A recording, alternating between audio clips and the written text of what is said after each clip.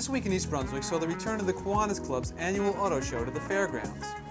The hot weather didn't stop the large crowd from coming out and enjoying the many classics on display. In our first feature, we'll talk to some of the owners and have a look at their cars. Shirley's restaurant guide will take us to the Red Lobster on Route 18. Later, we'll visit the Friedman Memorial Tennis Tournament held this past Saturday and Sunday at Bicentennial Park, and we'll look in on the Summer Reading Club's annual Carnival held at the library this Sunday. On Consumer Aware, Adrian Eisner will discuss phony billing schemes, and finally, we'll show a bit of this week's Township Council meeting. All this coming up on This Week in East Brunswick. Hi, I'm Chuck Marsh for This Week in East Brunswick. It's a hot Sunday here at the 21st Annual Kiwanis Club Antique Auto Show. We're going to take a look around at some of the 325 cars on exhibit, meet some of the owners, and maybe learn a little something about antique auto collecting. This is a 1926 Ford Model T Doctor's Coupe, and it's owned by Bernard Blaze. Bernard, could you tell me a little bit about what goes into preparing one of these cars for show? Well, I'll tell you, there's a lot of things involved. Number one, we clean it up as best we can. We improve on whatever was not up to snuff last year. Do all kind of things like getting the motor tip-top shape. What did the judges look for? Oh, they have about 7 to 10 categories depending on the judges in the different places. Here, for example, they watch for the paint, the preparation of the paint, the cleanliness, undercarriage, the tires. They look at the motor to see if it's up to snuff and everything is the way it should be. Interior is very important, and that the car is very aesthetic and original. Okay, Bernard, thanks very much. It's a very nice car. Thank you very much. It's a 1932 Auburn here, and it's owned by Raymond Cloud. Raymond, you told me that you had particular reason for wanting to buy this car. Could you explain? These cars were new when I was in high school, and I seen them, I liked them, I couldn't afford them then. When the opportunity presented itself, why, I bought it and restored it.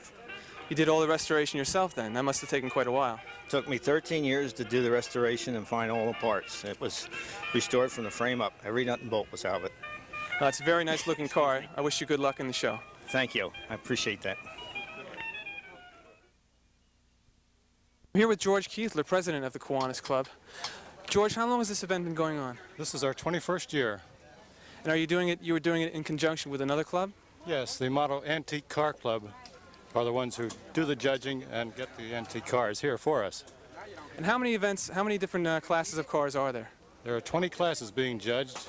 They vary in cars made from 1901 to 1970. What's the purpose of the event? Well, the purpose is a fundraiser for the Kiwanis Club. I see. And how do you do the judging? We don't. The antique car people do that by those who have assembled and made these antique cars and understand them. Well, thanks very much. It's been very interesting talking to you, and now we're going to take a look around at some of the cars in the show.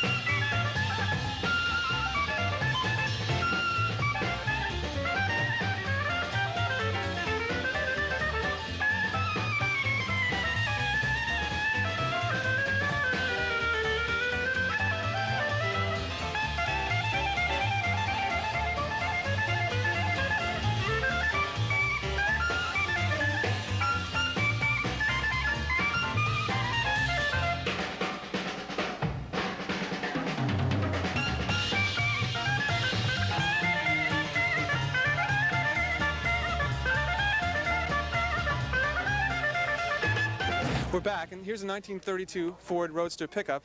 It was restored by? Myself, Bob France. Bob, could you tell us a little bit about what this truck was used for when it was originally used? It was purchased by a farmer up in Sussex, New Jersey. He mostly used it right in the farm, right in the fields, husking corn, and run around town doing local errands and chores. You did all the work on this yourself, you said? Yes, yeah. Yes, I have. Was there a lot of time? Did it take a lot of time? Practically 2,000 hours. I guess you get a lot of self-satisfaction about looking at the truck. Yeah, it's a lot of self-satisfaction knowing that you did the work yourself and you put something back close to the way it was when it was new. And that's a lot of self-satisfaction in itself. Well, thanks very much. You're looking at a 56 T-Bird, and it's owned by? Bill Van Loo, North Brunswick, New Jersey. Bill, you said the car is originally from East Brunswick. Can you tell us a little about the history of the car? Yes, the car was originally owned by a Mr. Lou Caruso, who lives right here on Fern Road in East Brunswick. I got it from him in 1975 and have restored it since then. You've done all the work yourself? Mostly all of it, yes. And this is the original color, you said? This is the original color. It's called Peacock Blue. It's a very pretty car. You've done a very nice job. Thanks for talking to us. It's a 68 Shelby. It's owned by? Ralph Voorhees, Millstone, New Jersey. Ralph, is this a particularly rare car? Yes, it is. I don't know if everybody thinks it's a Mustang, but the car is a Shelby, Carroll Shelby of Texas. It's one of 402 made. Must be very expensive then to buy. It's a very sought-after car. Originally, the car sold for $6,500 in '68. Today, they're in the $20,000 area. You mentioned earlier that you own other cars. Could you tell us a little bit about what to look for in buying a classic car? Oh, sure. Well, low production is the biggest thing that's sought after. You'll find out that the most popular cars today are the cars that never sold when they were new. The little Thunderbirds were not a very good seller. These Shelbys were more money than a Corvette in 1968, so they were not a very good seller, as such as an Edsel. Edsel today is a very sought-after automobile because it did not sell well new. That's very interesting. Thanks very much for your time. Okay, fine. That's about it for the 1983 Kiwanis Club Auto Show. Hope you enjoyed it. Now let's join Chris Shirley at the Red Lobster for her restaurant guide.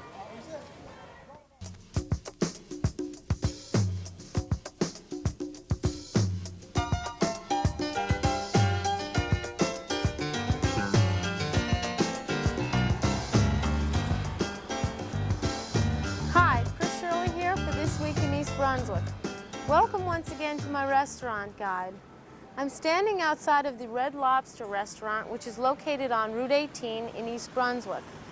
And we will be stepping inside to speak with the manager, Mr. Rick Maiden. Rick, would you talk a little bit about the history of the Red Lobster? Well, Chris, the first Red Lobster opened in Lakeland, Florida, 1967. And as of year to date, we have 390 Red Lobsters coast to coast. 8 of those are in the New Jersey area. Why open a restaurant in East Brunswick? Basically, we opened a Red Lobster in East Brunswick because the people in East Brunswick wanted one. I've worked in several Red Lobsters in different areas in New Jersey, and some of them traveled over an hour to get there. So again, we just want to make sure that we have our restaurants where the people want them. Rick, I'd like to talk a little bit about the menu, okay? And maybe you could tell us something about the appetizers that are here. Okay, Chris. Some of our most popular appetizers are fried calamari rings. All right, fried calamari rings are? They're squid. Okay, we have a lightly battered. We fry them, and we serve them with the sweet and sour sauce. They're quite tasty. So, Rick, what is your most popular item on your menu? Well, some of our most popular menu items are, I think basically we have 2 of them. Number 1 is the broiled fisherman's platter. And in that platter you have an assortment of shrimp, scallops, crab cake. You also have a filet fish and some Icelandic lobster tails. And another very popular item is our king crab leg dinner, where you get 16 ounces of hot and juicy king crab legs. You get to crack open yourself. You have something called Create Your Own Platter. Can you tell me a little bit about that? Well, Chris, the Create Your Own Platter was a special we had featured about 1.5 years ago. And it became so popular we decided to add it to our menu. And what that is you have a choice of 12 different menu items where you can mix and match to your choosing. For example, you could have an Alaskan snow crab legs and a broiled bay scallop. Or maybe you like fried oysters. Whatever your favorite is, you get to pick it out. So for those not in the mood for seafood, do you have a meat selection? We sure do. We have a sirloin steak, a New York strip steak, and a Delmonico steak, and we also offer a boneless breast of chicken. Right. And maybe you could talk a little bit about the desserts. Okay, well, some of our dessert selections, we have a deluxe creamy cheesecake that you can have topped with your choice of blueberry, strawberry, or cherry topping. That sounds delicious. You can have a cream de mint pie, which I can describe as tasting like a peppermint patty. We have a key lime pie, which is a meringue pie, and also a hot apple pie, which we bake in our ovens daily. All right, I think we'll step into the bar now and take a look at the different varieties of cocktails you have. Okay. Rick, maybe you can show me a few of the specialty drinks that you have here at the Red Lobster. Sure, Chris. Our favorite drink that everyone enjoys is the frozen jumbo strawberry daiquiri, which That has looks delicious. just the right amount of rum in there. Okay, Chris, we also have our specialty drinks, which is a lighthouse and the smooth sailing. The smooth sailing has some cranberry juice, orange juice, has triple sec cherry brandy, and vodka. The lighthouse is a fruity punch mix, and we have some rum in there. The glasses are very attractive. And when you're finished with those drinks, you get to keep the glasses. And what are your hours? We're open Monday through Sunday. We open 11:30 for lunch, and our dinner menu is available at all times. So for some delicious seafood, come to the Red Lobster. And I'd like to thank Rick Maiden and the Red Lobster. And this is Chris Shirley for This Week in East Brunswick. And until next time in 2 weeks, good dining. This weekend, the annual Doug Friedman Memorial Tennis Tournament was held at Bicentennial Park. Lee Gerhard, Township Recreation Specialist, explains how the tournament began. Doug Friedman started 6 years ago. It was named after Doug Friedman. The Friedmans have started the tournament to better youth tennis in East Brunswick Township, and they decided to, in the name of their son, do something for the youth tennis program. And they started the tournament, and all proceeds have, for the past 5 years, gone to the betterment of youth tennis. It's now being split where part of the money will be given to Mothers Against Drunken Drivers and another part to the youth tennis program. Who's eligible? There are boys and girls are eligible from past participants if they're non-residents, and basically just residents in the future years. There are 9 to 12 age brackets for boys and girls, 13 to 15, and 16 to 17. Is it a popular event? Has it been growing in popularity? It's grown quite a bit. This year we've had 2 brackets that increased itself to 16. We normally only have brackets to a size of 8 people per bracketing, but we've gone to 2 brackets of 16, and we've got about 51 participants in total. This year's winners, for girls under 12, Jill Roth, Bonnie Roth, and Lori Akaway. Girls 13 to 17, Joanne Chudkowski, Lindsay Chiappa, and Heather Akaway. Boys under 12, Daniel Levy, Stephen Gateman, and Craig Warner. Boys 13 to 15, Jason Gould, Michael Kane, and Todd Sapiro. Boys 16 to 17, Doug Littman, Stephen Greenberg, and Jeffrey Davis. And winners of the Special Sportsmanship Award went to Kristen Daly and Michael Earls. As mentioned earlier, part of the proceeds of the event went to Mothers Against Drunk Drivers. Here, Karen Burke of the Recreation Department presents June Hosking with the check. On behalf of East Brunswick Township, and particularly the Division of Recreation, and for Dr. and Mrs. Friedman, and for the participants and the parents of the Doug Friedman Memorial Tennis Tournament, I'd like to present to you Joan Haskins, the State Director of MAD, which stands for Mothers Against Drunk Drivers, a check with part of the proceeds of this tournament in the amount of $500 to further your work to stop the killing of our youth. Thank you very much. Earlier, we spoke to Mrs. Hosking about her organization.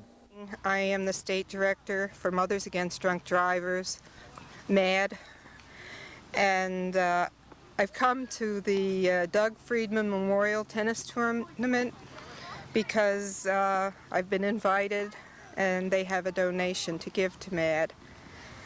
I started MAD about a year ago because my daughter was hurt in an accident in 1974, and up until about a year ago I wasn't free to do anything. She was either in a coma or paralyzed, or 5 years after her accident she had to have another operation, and then she had a stroke as a result of it because they had no recovery room.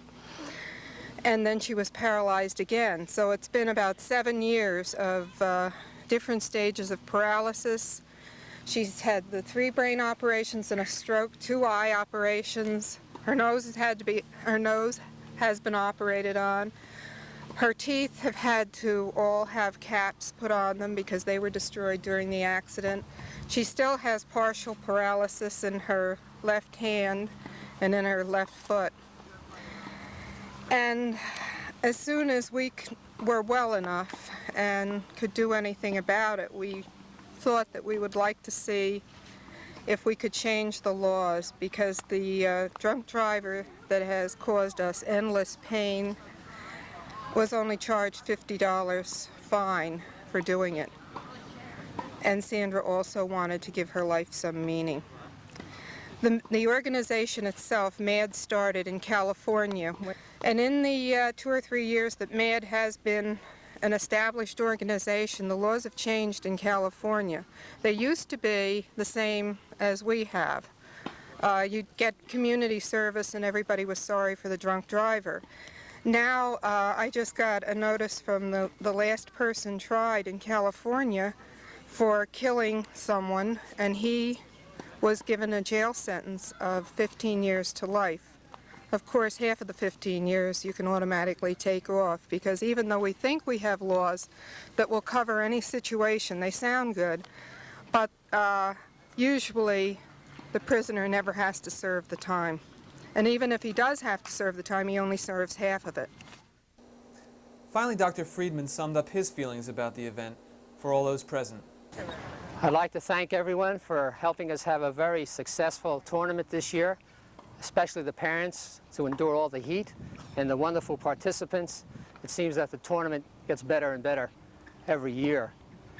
And I think we ought to give a round of applause to Karen Burke, the manager of the East Brunswick Rec Department, and Lee Gerhardt and her assistant Cindy Garbowski for the fantastic amount of work that they put in overtime to prepare and organize and help this tournament run as well and as perfectly as it did.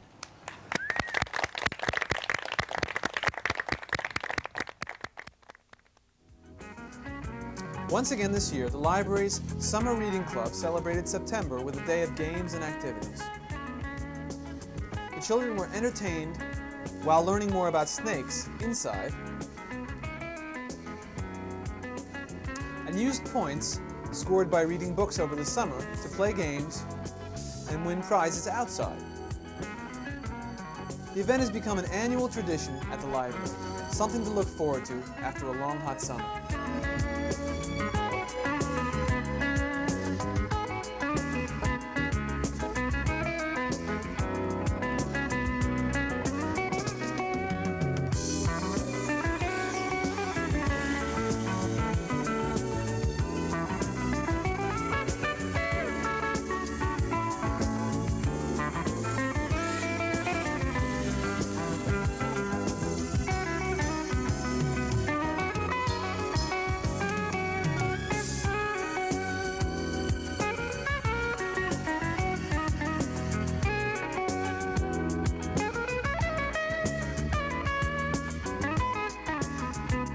Thanks to all who made the summer reading program a success. Now let's join Adrienne Eisner for Consumer Aware. Hello, I'm Adrienne Eisner of the East Brunswick Consumer Affairs Office. Welcome to Consumer Aware. Businesses, schools, and municipalities should be on the alert for invoices demanding payment for supplies, goods, and services never ordered, or never received. Substantial amounts of money have been lost due to failure to question or even recognize these phony demands for payment. Here are some examples of current phony billing schemes that are most common. A caller may falsely state that another employee in the business has approved the order. A salesman telephones to ask if the business wishes to renew ads from last year, giving the impression that the publication in which the ad is to appear is a familiar one and the transaction merely routine. In many cases, however, the business may never have dealt with the particular publication. Sometimes businesses are billed for promotional space in directories, although they have no record of agreeing to advertise in the particular publication. The first and only contact the business person may have with the firm is the receipt of the invoice. And this could be paid inadvertently if it is received with a number of other routine bills. Here are some steps you can take to help protect yourself. Don't place any orders over the telephone unless you are certain you are dealing with a reputable firm. Check your records to confirm any claims of past business. Be sure of the organization's name, address, and telephone number, as well as the solicitor's name and his or her position with the organization. Before placing any advertising, check the publication to see that it actually exists and that its circulation suits your needs. Find out whether or not the magazine is associated, affiliated, or connected with any particular group or magazine if such claims are being made. Instruct all employees not to pay invoices until they are certain the order was cleared by appropriate persons. If you become aware or suspicious of any type of practice of this sort, or you receive a solicitation of any type which makes you feel that you may become the victim of a phony billing scheme, make sure that you report the incident to our office in the municipal building. We are there daily, Monday through Friday, 9 a.m. until 1 p.m. Our telephone number is 390-6954. And thank you for joining me on Consumer Aware.